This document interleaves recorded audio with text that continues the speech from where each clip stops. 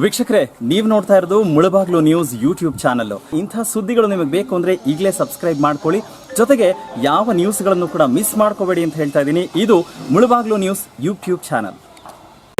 ನನ್ನೆಲ್ಲ ಆತ್ಮೀಯ ಸ್ನೇಹಿತರೆ, ಮುಖ್ಯವಾಗಿ ಇವತ್ತು ಗೊತ್ತುಗುಂಟೆ ಗ್ರಾಮದಲ್ಲಿ ಗಂಗಮ್ಮ ತಾಯಿಯ ಒಂದು ನೂತನ ಪ್ರತಿಷ್ಠಾಪನೆ ಆಗಿದೆ. ಒಂದು ಹಳೆಯ ದೇವಸ್ಥಾನ ಒಂದು ಪಾಯ ಆಗಿರೋ ಟೈಮಲ್ಲಿ ನಾನು ಬಂದಿದ್ದೆ. ಇಲ್ಲಿಗೆ ಬಂದು ನೋಡಿದಾಗ ಎಲ್ಲ ಗ್ರಾಮಸ್ಥರು ನೀವೇನಾದರೂ ಸಹಾಯ ಮಾಡಬೇಕು, ದೇವಸ್ಥಾನ ಕಟ್ಟಬೇಕು ಅಂತ ಹೇಳಿದ್ರು. ಅದು ಹೆಚ್ಚು ಕಮ್ಮಿ ಇದು ನಮ್ಗೆ ಗೊತ್ತಿದ್ದು ಒಂದು 30-40 ಲಕ್ಷ ರೂಪಾಯಿ ಖರ್ಚಾಗಿರುವಂಥ ಒಂದು ದೇವಸ್ಥಾನ.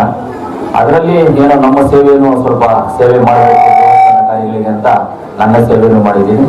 ಇವತ್ತು ನೂತನ ತಾಯಿ ಆಶೀರ್ವಾದ ಗ್ರಾಮಸ್ಥರ ಮೇಲೆ, ಈ ದೇವಸ್ಥಾನ ನಿರ್ಮಾಣ ಮಾಡಲಿಕ್ಕೆ ಕಷ್ಟಪಟ್ಟಿರ್ತಕ್ಕಂಥ ಎಲ್ಲ ಗ್ರಾಮಸ್ಥರು, ಸುತ್ತಮುತ್ತಲಿನ ಗ್ರಾಮಸ್ಥರು, ನಮ್ಮ ತಾಲೂಕಿನ ಜನರಿಗೆ ಈ ದೇವಸ್ಥಾನದ ಕಟ್ಟಡ ನಿರ್ಮಾಣಕ್ಕೆ ಯಾರ್ಯಾರು ಸಹಾಯ ಮಾಡಿದಾರೋ ಅವರೆಲ್ಲರಿಗೂ ಆ ದೇವರು ಸುಖ, ಶಾಂತಿ, ನೆಮ್ಮದಿ ಎಲ್ಲವನ್ನು ಸಂಪೂರ್ಣವಾಗಿ ಅವರು ನೀಡಿ ಅವರ ಕುಟುಂಬಗಳು, ಅವ್ರ ಮಕ್ಕಳು ಎಲ್ಲರೂ ಚೆನ್ನಾಗಿರ್ಲಿ ಅಂತ ದೇವರಲ್ಲಿ ಪ್ರಾರ್ಥನೆ ಮಾಡ್ತೀನಿ. ಅದರಲ್ಲಿ ಒಂದು ದೇವಸ್ಥಾನ ಕಟ್ಟೋದು, ಒಂದು ಮದುವೆ ಮಾಡೋದು ಅನ್ನೋದು ಅಂತ ಸಿಂಪಲ್ ವಿಷಯ ಅಲ್ಲ. ಯಾವ್ಯಾವ ವಿಷಯಗಳು ಯಾರ್ಯಾರ ಕೈಯಲ್ಲಿ ಹಾಕ್ಬೇಕೋ ಅವ್ರ ಕೈಯಲ್ಲಿ ಆಗೋದು. ಅದಕ್ಕೆ ಎಲ್ಲರೂ ಕೈ ಹಾಕ್ಬಿಟ್ಟು ಎಲ್ಲರೂ ಮಾಡಿದ್ರೆ ಆಗೋದಿಲ್ಲ.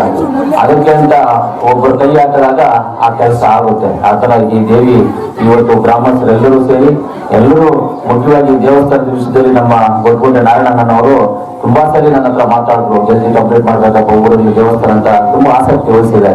ಆ ತರ ಯಾವುದೇ ಒಂದು ಕೆಲಸ ಮಾಡ್ಬೇಕಂದ್ರೂ ಒಂದೊಂದು ಗ್ರಾಮಗಳಲ್ಲಿ ಒಬ್ಬೊಬ್ಬರು ಕೈ ಹಾಕ್ಬೇಕು. ಅದಕ್ಕೆ ಒಂದು ಮಾತ್ರ ತಿಳ್ಕೊಳ್ಳಿ, ದಯವಿಟ್ಟು ನಾನು ಹೇಳೋದಷ್ಟೇ, ಎಲ್ಲ ಜಾಗದಲ್ಲಿ ಹೇಳ್ಕೊಂಡ್ ಬಂದಿದ್ದೀನಿ. ಗ್ರಾಮಗಳಲ್ಲಿ ಒಂದು ಹಳ್ಳಿಗಟ್ಟೆ ಇರಬೇಕು, ರಾಜಮಾನ್ ರಚ ಅಂటారు.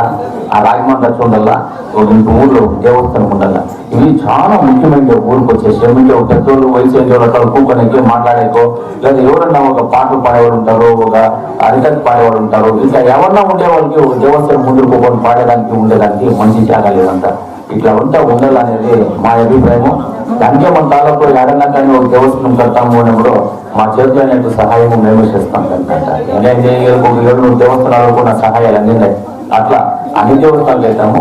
ఇప్పుడు ఈ దేవస్థానానికి గ్రామస్తులు అందరూ బాధపడి ఉంటారు. అందరికీ ఆ దేవుడు మంచి చేయాలి, అందరినీ బాగా కాపాడుకోవడానికి, దాని దేవుడు సహకరించాలి. దేవస్థానం కట్టే సహకరించిన దేవుడు అందరికీ మంచిది కానీ చెప్తాను.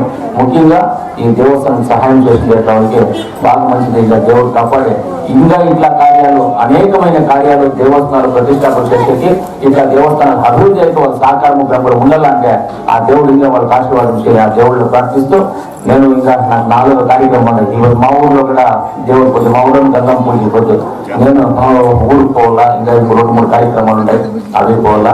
ఇప్పుడు నన్ను పిలిచి గుర్తుగడ్డ గ్రామానికి ఆ దేవుడు ఆశీర్వాదం భరించి మీరు పెద్దల ఆశీర్వాదాలు నేను ఆ హృదయపూర్వకంగా ధన్యవాదాలు తెలుపుతా. 4 మాటలు ముగిస్తాను. జై హింద్, జై కర్ణాటక.